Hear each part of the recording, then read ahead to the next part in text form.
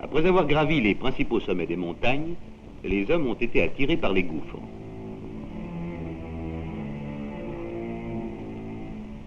C'est ainsi qu'est née la spéléologie, science récente, mais qui compte déjà des réussites et des drames.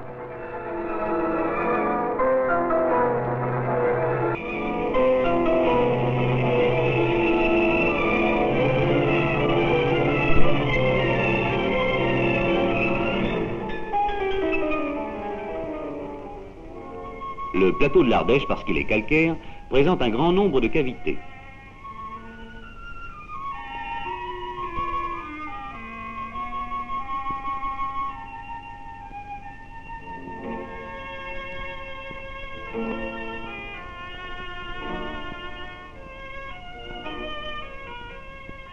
L'exploration de ces gouffres peu connus nous tenta.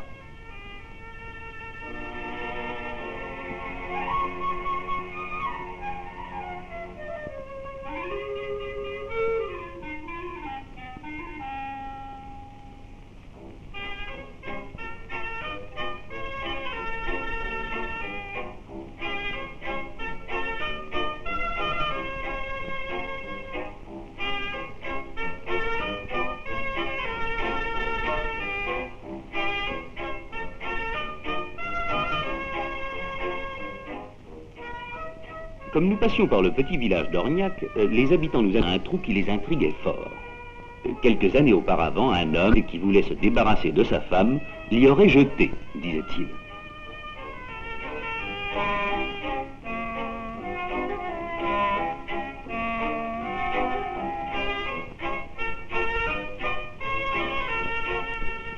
D'abord, connaître la profondeur. Une sonde me l'indiquera.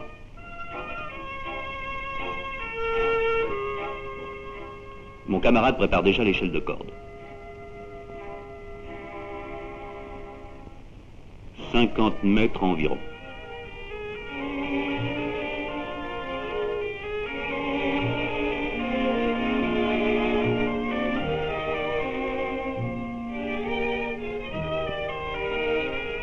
Je m'assure.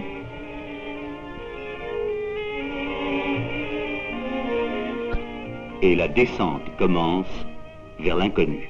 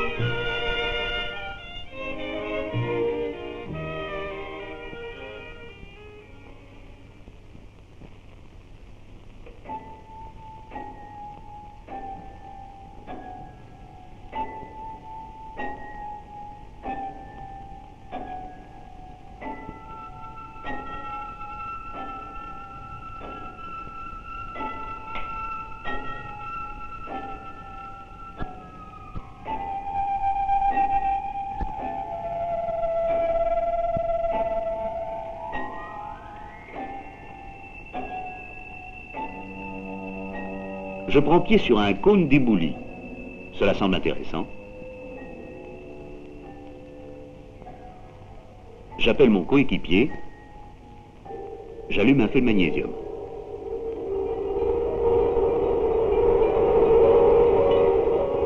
C'est stupéfiant. Cette salle doit avoir au moins 100 mètres de diamètre et elle est remplie de stalagmites.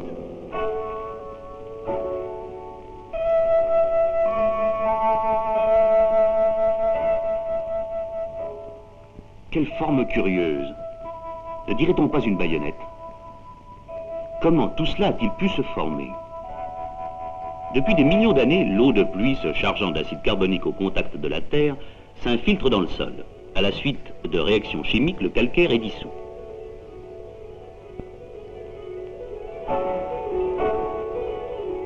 L'eau, chargée de calcaire, vient à perler au plafond d'une cavité.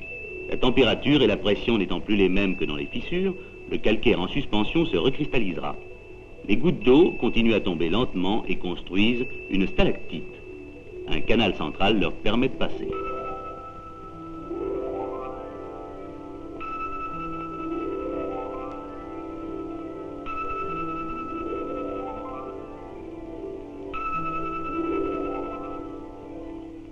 Quand le canal central se bouche, l'eau coule à l'extérieur de la concrétion. Mais ce travail de la goutte d'eau ne s'arrête pas là. En tombant sur le sol, elle construit ce qu'on appelle des stalagmites. Celles-ci sont toujours massives, jamais creuses. Quelquefois, stalactites et stalagmites se rejoignent et forment des colonnes. Et cela ne se fait pas en un jour. À ces deux-ci, à raison d'1 millimètre tous les 15 ans, il faudra au moins 20 000 ans pour se souder. Cette stalactite est transparente comme du cristal. C'est parce que le calcaire, dissous dans l'eau, ne contient aucune impureté.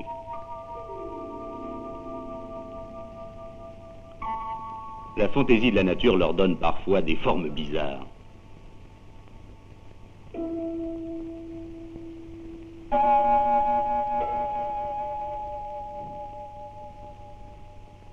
Quand la goutte d'eau éclabousse en tombant, il se forme une stalagmite en pile d'assiettes, qui parfois défie les lois de la pesanteur.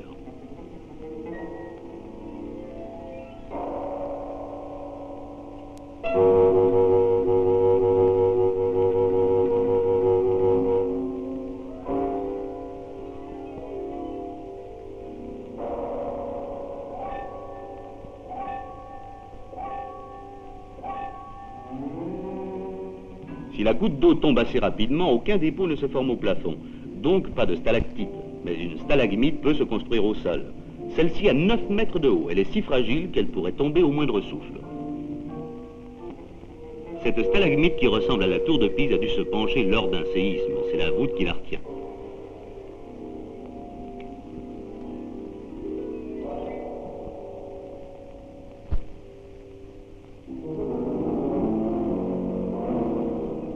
Les chauves-souris se sont installées là pour l'hiver, elles dorment.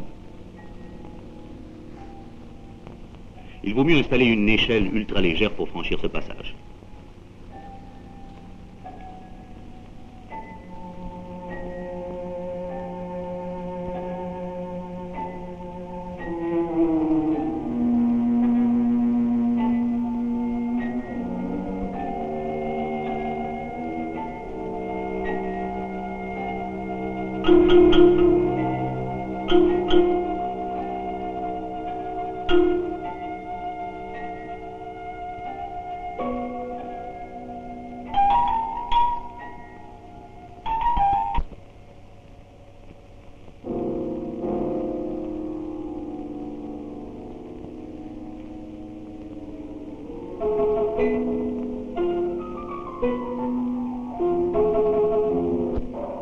Pas de doute, il s'agit d'un numérus humain. Les gens du pays n'avaient pas tort. Voilà qui va les intéresser et les faire jaser.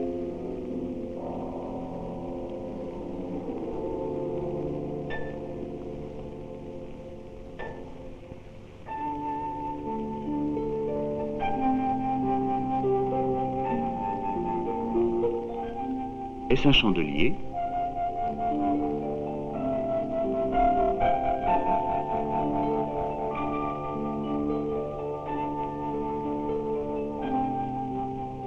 Quelle immensité! Cette salle doit avoir au moins 300 mètres de long sur 100 mètres de large et 50 mètres de haut. Tiens, une autruche. Elle a dû s'échapper d'un film de Walt Disney. Cette magnifique pomme de pin a bien 9 mètres de haut.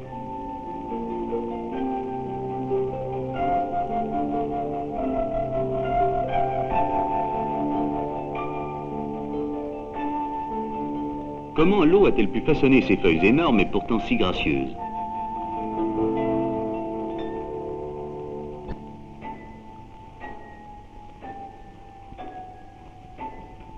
Ne se croirait-on pas au milieu d'une forêt pétrifiée dont les arbres auraient au moins 20 mètres de haut?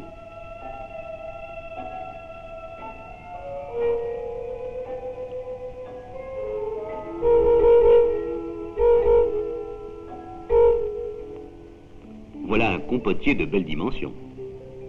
Que d'eau! Cette grosse stalagmite veut rattraper le temps perdu. Dire qu'il lui faudra des centaines de siècles pour arriver à la hauteur des autres. Nous avons aperçu une faille dans le plafond. Naturellement, nous allons essayer de l'atteindre.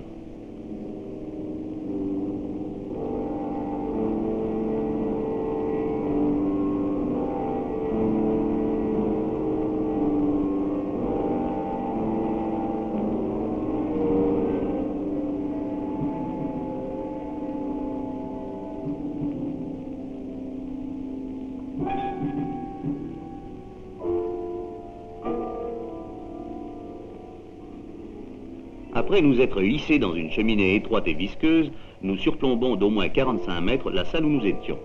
Nous pouvons mieux nous rendre compte comment cette grotte s'est formée.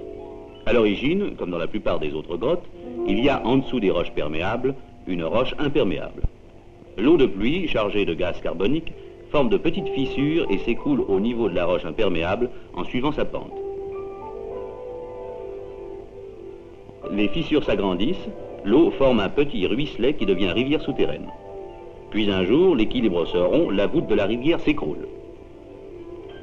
Les éboulis se stabilisent et c'est la lente naissance des concrétions. Aujourd'hui, la rivière souterraine est enfouie sous les éboulis et les concrétions continuent leurs évolutions.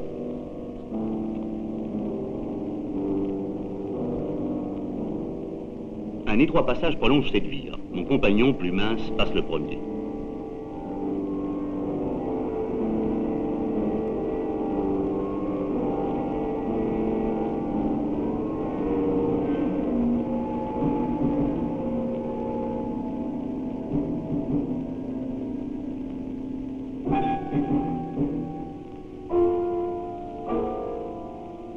Il se heurte à une chauve-souris faisant un numéro de trapèze volant.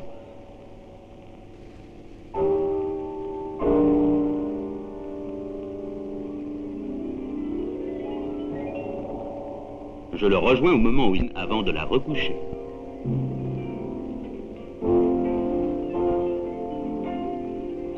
Je débouche dans une nouvelle salle qui semble plus petite. Ce sont de véritables draperies de calcaire, uniques par leur finesse et leur forme. Elles sont dues généralement aux gouttes d'eau qui glissent sur le plafond dans une même direction.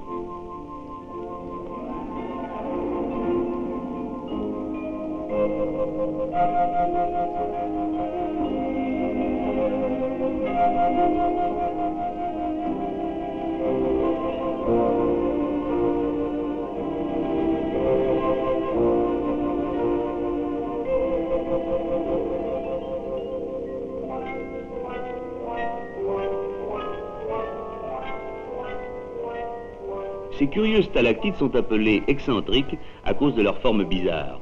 D'abord horizontales, elles bifurquent, s'effilent, se recourbent, en serpent, en anneau et même en volant d'auto. Elles manifestent une totale indépendance vis-à-vis de la pesanteur. Quel défi permanent aux lois de la gravitation universelle. Ne dirait-on pas une charmante danseuse?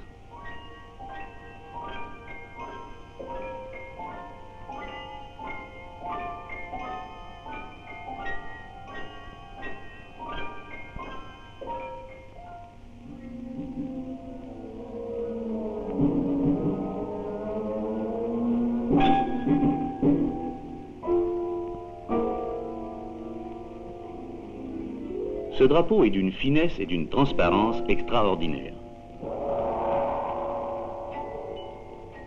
Nous redescendons directement par un rappel de corde dans une autre salle.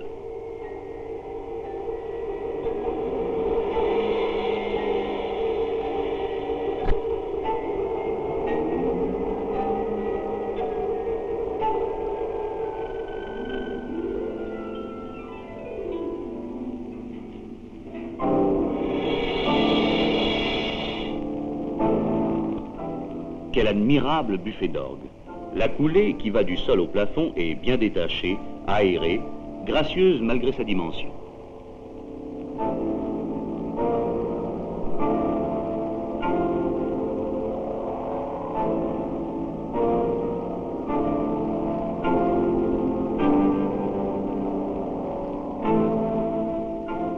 Voilà un ange bien étonné de nous voir ici.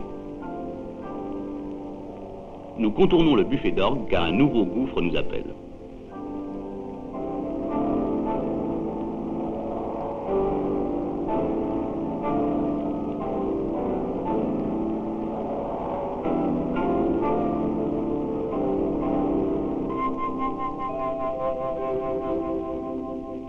Cette fois-ci, une grosse échelle de corde est nécessaire.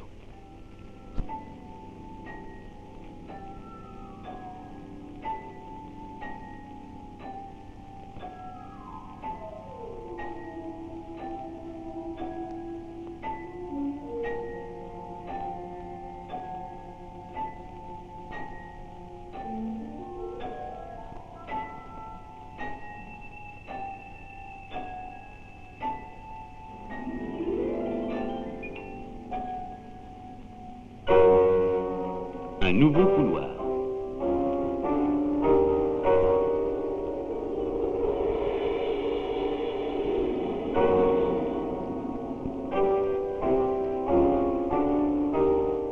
Une sorte de Belzébuth semble surveiller le passage. La nature a le sens de l'esthétique. Les deux cornes sont exactement de la même hauteur. Le vide nous attire. Allons encore plus loin, encore plus bas.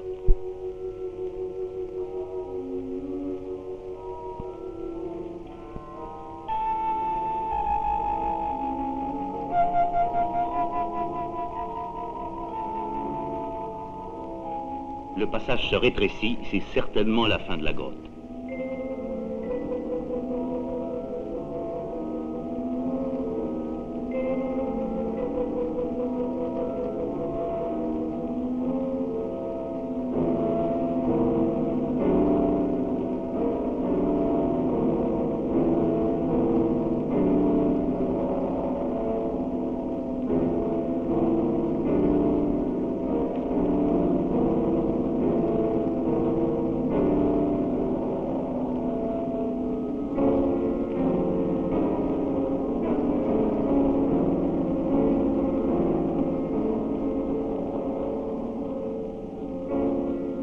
Encore une nouvelle salle, et celle-ci me semble énorme. Ces immenses piliers de plusieurs mètres de diamètre paraissent soutenir le plafond.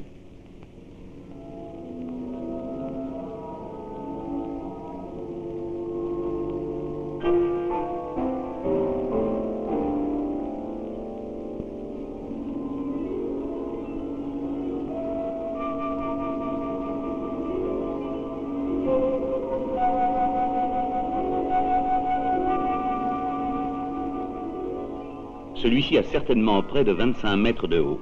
Jamais sous terre, je n'en ai vu de taille semblable. Dire qu'il a fallu des centaines de milliers d'années pour le construire.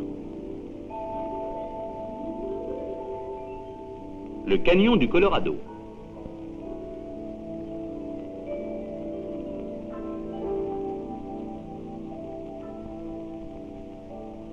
Non, seulement les gouttes d'eau en tombant sur l'argile ont produit des effets d'érosion remarquables. Minarets, châteaux forts, et même des petites cheminées de fées.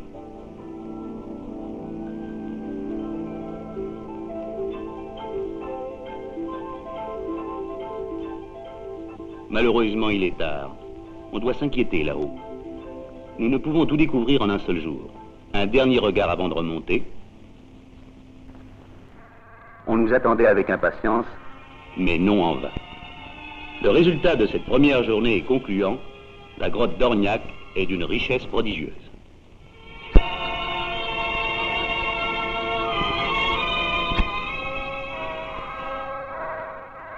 La journée est finie. Demain, nous reviendrons.